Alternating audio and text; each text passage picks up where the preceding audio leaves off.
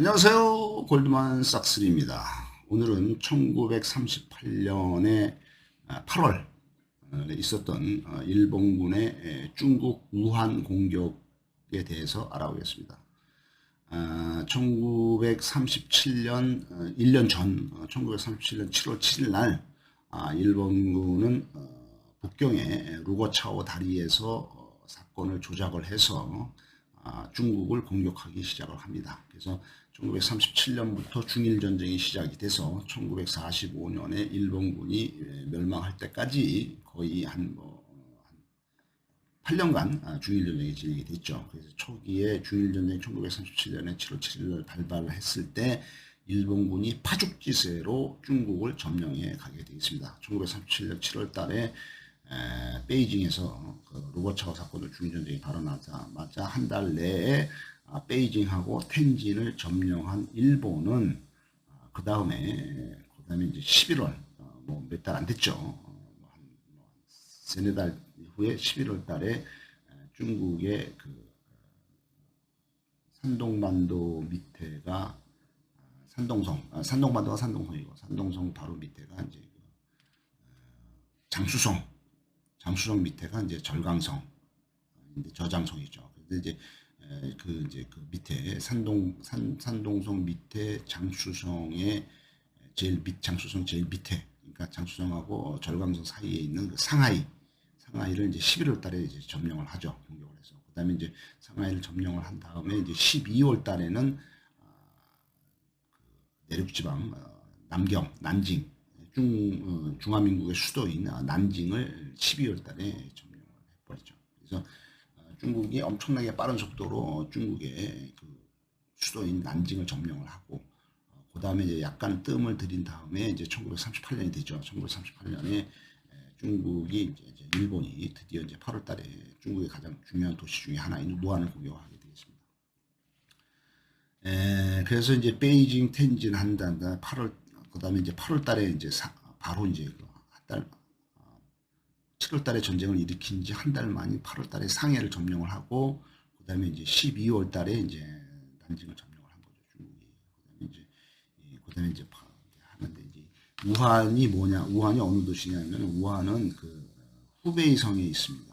후베이 성에 있고 양자강의 기슭에 있는 거죠. 그래서 우한은 우한과 한양, 한꺼우의 합한 도시가 되겠어. 지금 인구는 150만 명이 되겠고, 화중지방, 장강의 중요 상업도시가 되겠습니다. 후베이성에 있죠.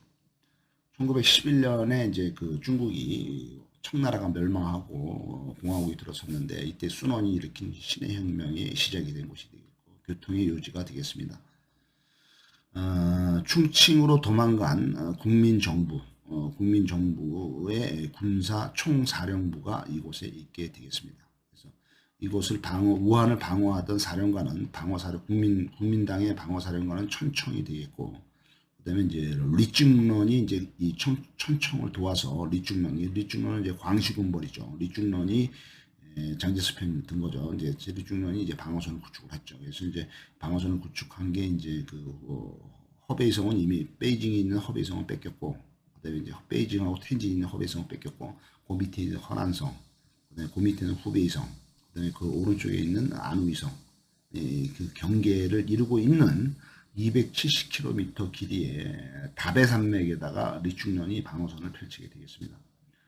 이때 우한을 방위하던 중국의 방위군의 숫자를 볼 것 같으면은 우한을 방위하는 방위군은 이제 120개 사단이 주둔을 하고 있었고 100만 대군이 있었습니다. 그다음에 항공기가 200대가 있었고, 그다음에 군함이 30척이 있었고, 이 우한을 공격한 일본군의 병력을 볼 것 같으면은 중국군의 10분의 1인 중국 120개 사단, 일본군은 10개 사단, 중국은 이제 100만 대군, 일본군은 그의 40%인 40만 군사가 공격을 하게 되죠. 하지만 일본군이 이제 질적으로 상당히 우수하고 무기도 우수하고 훈련도 우수하기 때문에 일본군이 승리를 하게 되어 있습니다. 1938년 4월에 그러니까 일본군이 이제 1937년 7월에 베이징하고 텐진 점령하고 8월 달에 상해를 점령을 하고, 그다음에 이제 12월 달에 난징을 점령을 한 다음에, 그 다음에 1938년 4월 달에 일본이 이제 국가 총동원령을 내려서 10개 사단을 추가를 하게 되겠습니다. 그다음에 이제 10개 사단을 추가로 만들어서 일본이 이제 2개 사단은 관동군에다 보내주고 만주 쪽에, 그다음에 8개 사단을 이쪽 중국 내륙에 침투하고 있는 중지나 방명군에 보내게 되겠습니다. 중국의 이 당시에 1938년에 중국에 주둔하고 있던 병력이, 일본군 병력이 한 80만 명밖에 안 되는데, 이 중에 이제 절반인 40만 명을 우한 공격에 투입을 하게 되겠습니다. 이에 대항하는 중국군은 이제 100만 명이었죠. 그래서 이제 8월 달에 이제 공격을 하게 된 거죠. 그래서 이때 40만 명의 일본군의 내역을 볼 것 같으면은 중지나 방명군 2군하고 중지나 방명군 11군이 투입이 됩니다. 중지나 방명군 2군은 17만 명, 중지나 방명군 11군은 20만 명 해서 총 37만 명 투입이 되는데, 중지나 방명군 2군 17만 명은 사단이 3사단, 10사단, 13사단, 16사단 이런 식의 4개 사단이 있었고, 얘네들은 이제 시저우에서 출발을 해서 루저우를 통해서 우한으로 공격을 해갑니다. 그 다음에 이제 중지나 방명군 11군은 6사단, 9사단, 101사단, 106사단 이렇게 4개 사단이 있었는데, 이 중에 6사단이 선두에 서게 돼 있고, 이들은 난징에서 출발을 해서 우한으로 침투를 하게 되었습니다. 이 8월 달에 일본군은 막대한 피해를 보면서도 우한의 방어선을 돌파를 하게 됐습니다. 그 다음에 2달이 지난 10월 달이 되자 도저히 견디지 못한 국민당의 국민혁명군 장제스가 우한에서 전부 후퇴하라 이렇게 명령을 내렸습니다. 그래서 이제 10월 달에 이제 그 장제스가 후퇴를 하자 일본군이 이제 우한이 속한 후베이성을 전부 점령을 하게 되겠습니다.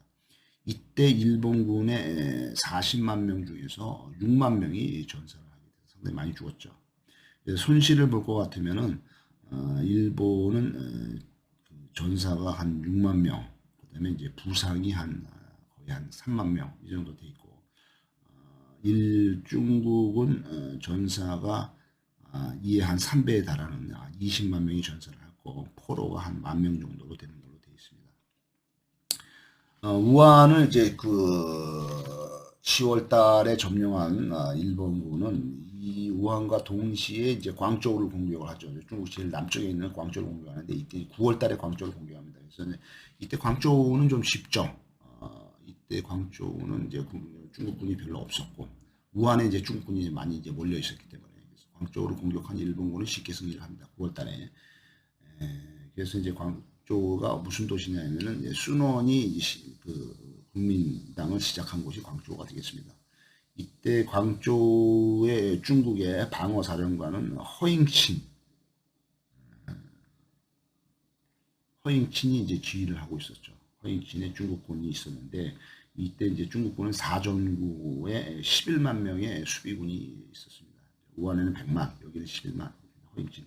근데 허잉친과 같이 방어를 하고 있던 중국군의 사령관인 위한머우는 전쟁이 일어나서 도망을 가버리고, 이 광저우가 왜 중요하냐면은 이 중국군의 군수물자의 80%가 이쪽을 지나다니는 곳이 되겠습니다. 일본군은 21군 7만 명이 공격을 하게 되겠습니다. 중국군은 11만 명이 지키고 있었고, 일본은 7만이 공격을 했다. 이렇게 되어 있습니다. 그래서 일본군은 이제 21군에 속하는 것이 5사단, 18사단, 104사단 이렇게 되겠습니다.